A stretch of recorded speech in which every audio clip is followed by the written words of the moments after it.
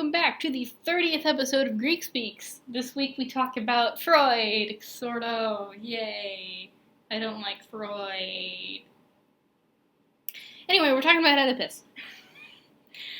So, Oedipus, like Perseus, Oedipus, his mom and dad, go to an oracle and figure out if they're going to have a child. And the oracle says, yeah, but this kid is going to kill his father and marry his mother. And Jocasta and Laius, who are Oedipus' mom and dad, is like, no, please. And so Oedipus is born, and so pus, pod in Greek, is foot. And so when Oedipus is born, Laius pierces his foot and, makes him deformed, is the best way to put it. So yeah, his name means, damaged foot or something like that. Anyway, so there was basically, in the ancient world, if you didn't want to deal with a kid, you exposed them. And this happens a lot. I'm actually reading a book by Otto Rank called The Myth of the Birth of the Hero that talks a lot about this. There's so much, literally the second chapter of that book is just listing all of the myths, Greek, Judeo-Christian, Babylonian, Sumerian, there's just so many myths where it's like, hey, we don't want this child, kill. So much infanticide. Anyway, so Laius and Jocasta expose the baby after, meaning basically they just leave him out in the woods until he dies, basically. So that's the plan, and they give him to this messenger shepherd person, who doesn't want to kill the baby, good person, and gives him to this other messenger shepherd of Corinth. And, oh, by the way, Jocasta and Oedipus and Laius are the royal family of Thebes. So, Oedipus is raised by the king and queen of Corinth, and at some point he learns, hey, you're fated to marry your mom and kill your dad. He thinks this is about his adopted foster parents.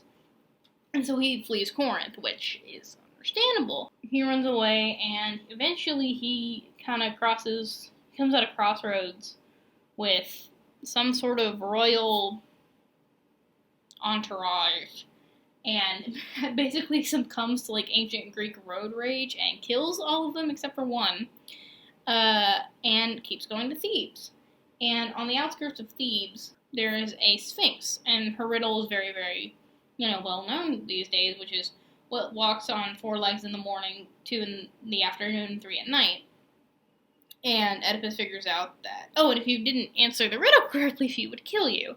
And Oedipus figures out that it's a man, because when you're a baby, you crawl, which is the 4 legs, and then when you're a young adult / matured person, you stand upright on your own 2 feet, and then when you're older and, your body's starting to fail, you have a cane, so it's 3 feet. I just watched all of Criminal Minds.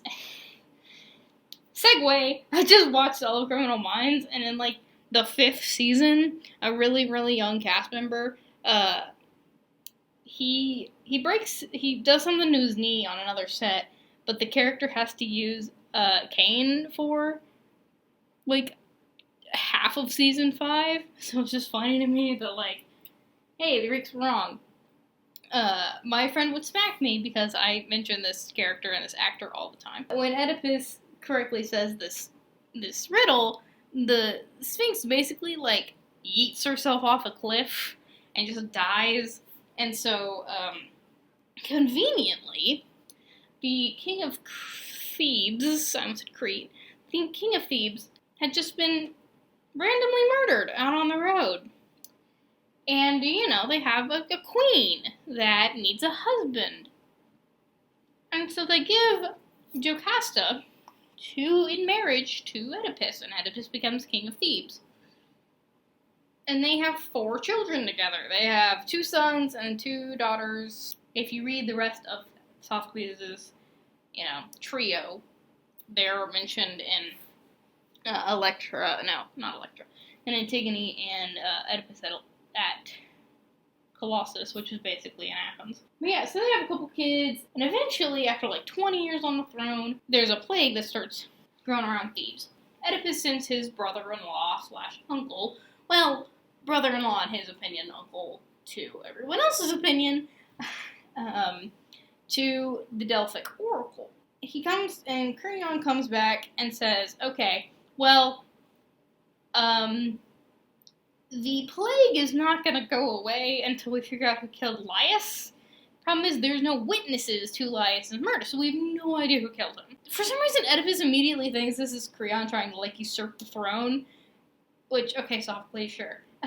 And so they go to another oracle named Tiresias, who's in a couple plays, and he's in the Odyssey and the Aeneid. And so Oedipus is like, hey, who is the, like, bane on this land? Who's causing this?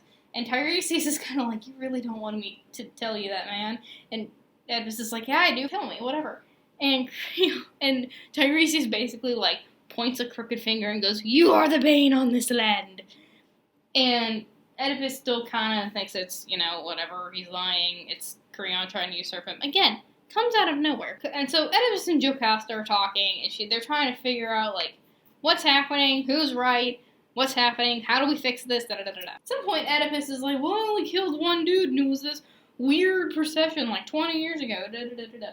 And Jocasta was like, well, an oracle said that Laius was gonna get killed by his son, but, like, that's not possible, because, we clipped the heels, we hurt him, and, left him out to die, so he's dead. Eventually, all of the pieces that we've been screaming since line 1 start falling into place for Oedipus and Jocasta, and eventually, the sole survivor of the attack on Laius's entourage, basically, and the shepherd that saved baby Oedipus come in and confirm that, yes, Oedipus is the son of Jocasta, and, yep, there's the Freudian theory. Good job, ancient Greece. Jocasta runs into the house and hangs herself, and Oedipus gouges out his own eyeballs with her, like, brooch or whatever, which, appropriate response, I would say. And that's basically the end of Oedipus. He goes on to Colossus and dies, and it's said that, like, whoever owns the body and the bones of Oedipus, like, that'll bring great fortune onto the land. And so there's a debate between Athens and Thebes, basically, on who gets to own the body, which is fun. I have problems with the Oedipus complex. Like, the more I read about it, the more I'm like, okay, it's about, like, growing up and rejection of the ideal father, and, like, you glorify your parents when you're really little, and then you kind of hate them as a teenager, and then when you're, like, 20, you're fine with them again, which I can totally agree with, because, like, I idolized my mom and dad when I was, like, until I was, like, 10, and then I had, like, my rebellious teenage phase from, like, 13 to, like, 15 or 16, probably, and now I'm 20, and my mom's one of my best friends, so, like, okay, Freud, I'll give you that. But the reading by most people who don't know psychology or mythology really well is, like, everyone wants to bang their mom, which, if that's your argument, then no, because he gouges out his own eyes when he figures out he banged his mom. Mythology's so weird. I love it so much. So, getting on to actual, like, explanation and theory and stuff. I actually did a project on this from one of my evolutionary health classes last semester, which is basically the plague of Athens. It came about in, like, 430, and Oedipus Rex, or Oedipus Tyrannus in Latin, but Oedipus Rex, no, it is Oedipus Tyrannus in Greek. Basically, this play took place, was first played in, like, 428, so this is, like, 2 years after the big push of the plague. Sounds familiar.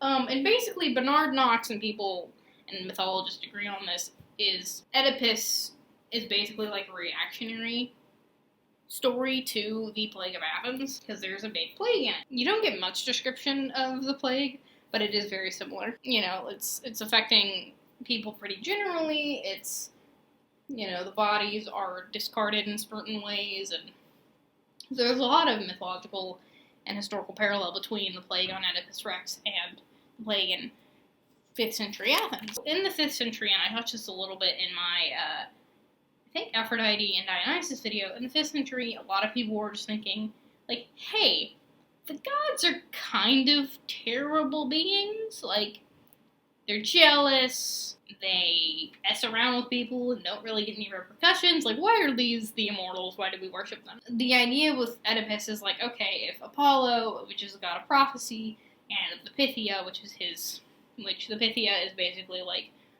it's basically the Pope.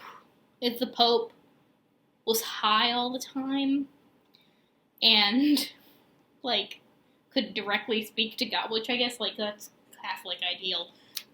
Basically, the Pythia was, like, streamlined up to heaven and, like, talked to Apollo, and, like, if you went and asked her something, you could talk to the gods, basically. So basically, if Apollo and trying to predict the future and that whole very, like, staple thing in Greco-Roman mythology, if that's, like, crap and doesn't make any sense and isn't a thing, what else is? There's this idea of, like, the divine law versus human agency, and, like, fate versus free will, and self-discovery, and innocence versus guilt, and there's also this commentary on, like, sight, and, like, what is sight kind of thing, what is wisdom, because Tiresias is a blind prophet, and he knows, before anybody else does in the play, you know, what's going on, you know, and once Oedipus knows the truth about, oh, I killed my dad and married my mom, he stabs out his own eyes. So, also, it's a good idea it's a good theory that Oedipus is a reflection of Athens at the time, because Athens, at this point, was the big power player in ancient Greece and had this thing called the Delian League, which was basically an empire, but they didn't call it an empire because they didn't want to be an empire. But they basically wanted to be an empire, but they didn't want to show everybody that they were an empire, so they were like, oh, it's just a political and military alliance, but really it's an empire. We're not going to call it that. So Oedipus is kind of this reflection of, like, intelligent arrogance, like, duty as a king. He's a detective at this point, and we're trying to take responsibility. He's just trying to, you know, do what he thinks needs to be done. Also, Freud. I'm reading a book by Otto Rank, who is a disciple of Freud, and I don't disagree with all of it, and it's a lot more about, like, the rejection and the common theme in mythology of rejection of the child and, like, exposure and how that transforms them into a hero, which I totally agree with, because I think mythology is more along the lines of, like, shared human experience and stuff like that, so, like, everybody knows what it is like to be afraid or, like, coming of age. So, yeah, those elements are gonna be similar no matter what culture it is. I probably will do a video on Antigone, because I've read and watched that, I think. And that's really, really good. So when my freshman year, when we were talking about Oedipus, my professor was, you know, talking about it and saying, oh, you know, Oedipus is running around and asking questions and trying to figure out what happened, and he does this, like, my professor does this really low, like, where is she voice? And he goes, what is Oedipus? And I raised no one was trying to, like, figuring out what he was trying to get us to say, and I just slowly raised my hand and go, Batman? And he just dies laughing, which is really funny, because Bruce Wayne's whole thing is like, my parents are dead, therefore I'm gonna be a giant Batman. Oedipus is not that. Very different from that. But then finally my professor just goes, he's a detective. So that's Oedipus, and also me ranting about Freud and Athens and other plays. It's 8:30, 8:45, I'm tired. It's been a weird couple days. That's Oedipus. If you have any myths that you want me to look at, as always, put them down in the comments below, and I will see you next week.